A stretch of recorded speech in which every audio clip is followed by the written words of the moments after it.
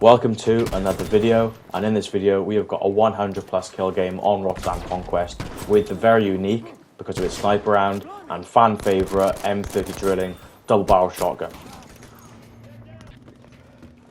Stick around because I'm going to show the specializations that I use and explain why. I'm going to go into the pros and cons very briefly of this weapon. I'm going to talk about the map Rotterdam in terms of how I'm playing with a close range, or rather one of the longest range shotguns, but a close range weapon nonetheless, on Rotterdam to find and get the most amount of kills to be able to hit this 100 plus kill game. And towards the end of this video, I'm going to sort of go over a few clips and explain what am I thinking in this scenario and what am I doing that is strategically, tactically the best thing to do to both obviously stay alive and get the kills. And just before we get stuck in, I have to give a shout out to Lex or Kirby as the two accounts of the one viewer who popped in on the stream a few weeks ago, asked me to use this gun on Underground. I dropped a 74 kill game with it, and they dropped a €74 donation, so my largest donation ever. So I said I would drop this video as the next 100 bomb. So shout out to Kirby. So for the specializations, we have trigger job, heavy load, penetrating shot, and internal choke. Now the first specialization choice there isn't really important. The faster fire rate is not really needed. You've only got 2 rounds. It's pretty, it's already got a decent fire rate, and you're only really going to be taking on 1 or 2 enemies at a time. The aiming in there is probably better. However, the most important specialization there is the second one on the left, being the heavy load, because you obviously get a much better damage at distance, which again is what makes this one of the best shotguns in terms of damage at range. So that's sort of the key specialization choice there, and why we're going all left. Now it's worth noting that final specialization on the left, the internal choke, which reduces the spread by over 30%. This is very important because you've only got 2 rounds. You're going to want to aim in a lot to make sure you're being accurate and make sure you get that kill. So reducing the spread while aiming in helps quite a lot and increases the amount of damage you'll do to enemies. If you hip fire with this without that internal choke specialization, you might find yourself much more frustrated and experiencing what you do with the other shotguns in the game, where you're getting really low damage hit markers when you feel like you should be getting a kill. Moving on very briefly into some pros and cons of the gun, and starting off with the cons. The only 2 sort of main cons are that, of course, it has only 2 rounds, and therefore you're going to be reloading a lot with what is not it's not a very quick reload. Those are the 2 main cons, and to be able to therefore use this weapon effectively and to not be affected by those 2 cons of having a slow reload and only 2 rounds, you need to be very good with your movement in and out of cover while reloading. You'll see me do that quite a lot throughout the video. I'll fire 1 or 2 shots whenever I go to reload. I like to use the slide mechanic, the slide maneuver, to move in and out of cover, because normally, obviously with only 2 rounds, you're going to be engaging in or against 1 enemy, 2 enemies, 3 enemies. People play in squads in this game of 4. When you kill someone, if they're in a chat or in a party, they're gonna call it out. Someone's gonna push you, or gonna hear anyway, and is going to push you.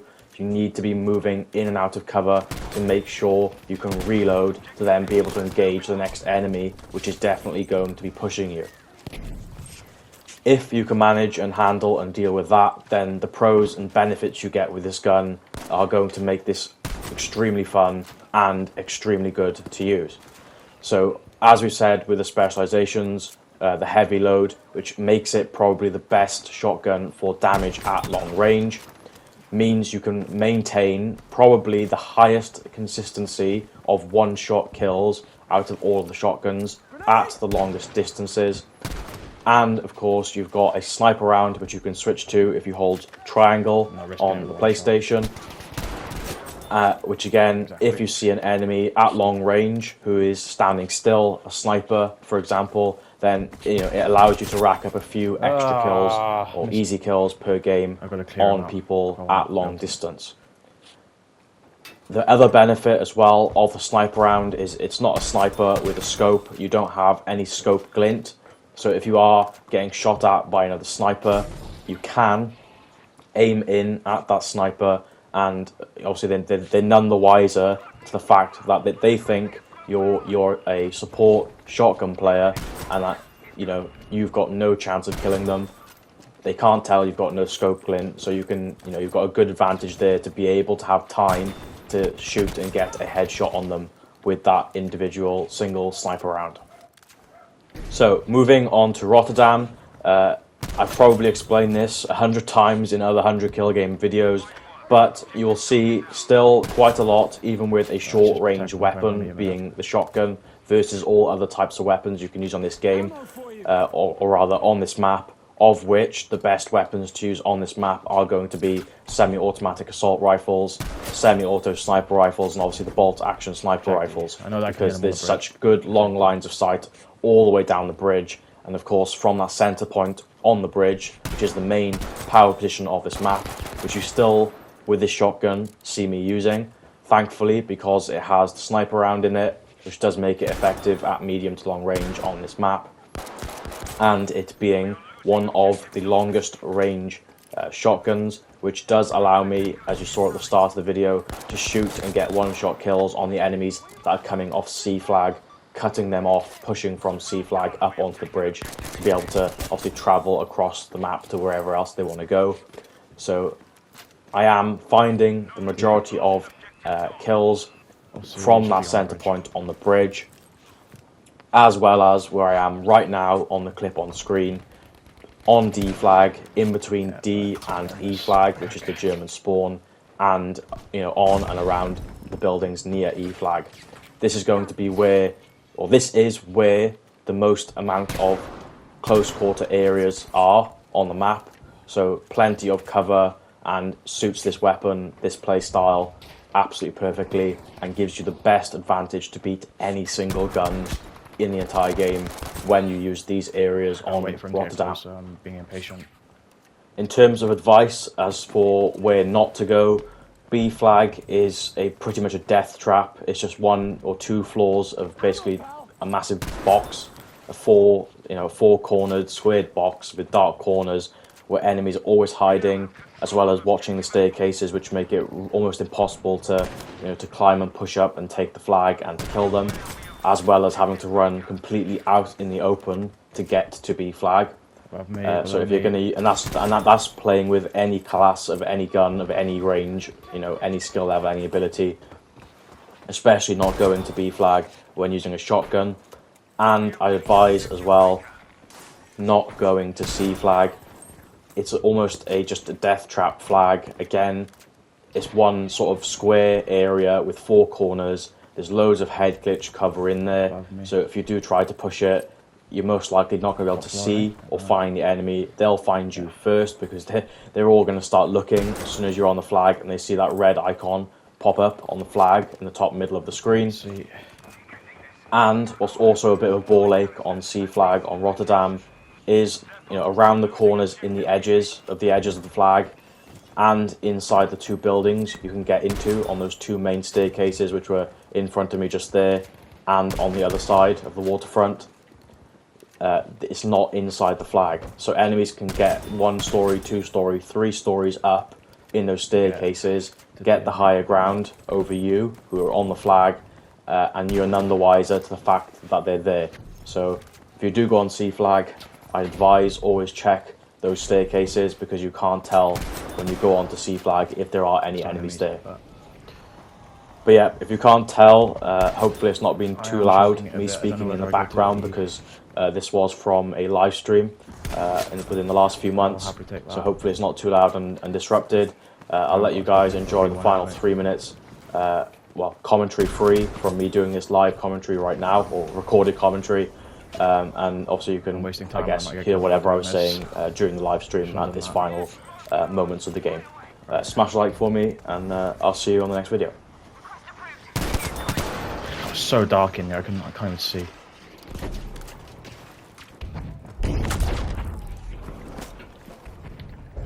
Nuts. As much as I should go for that guy.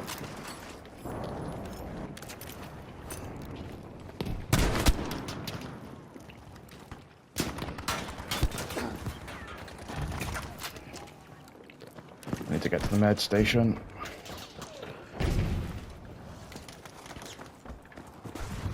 We have taken objective dog.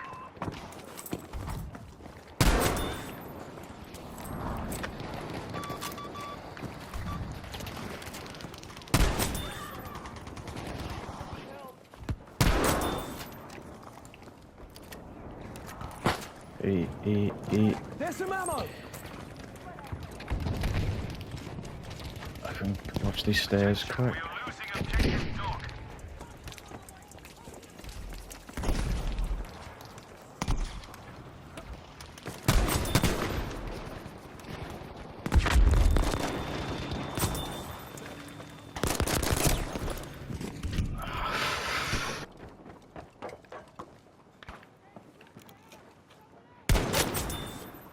Attention, we have lost objective dog.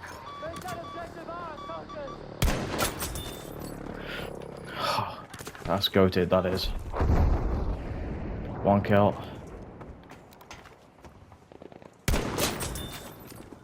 What a way to finish it. What a way to finish it.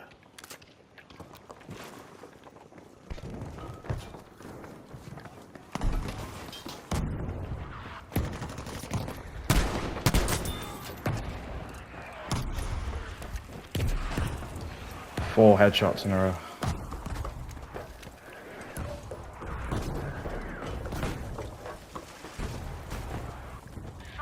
Squad lead, an artillery barrage. There's someone below me, I think. Your request granted. It's coming.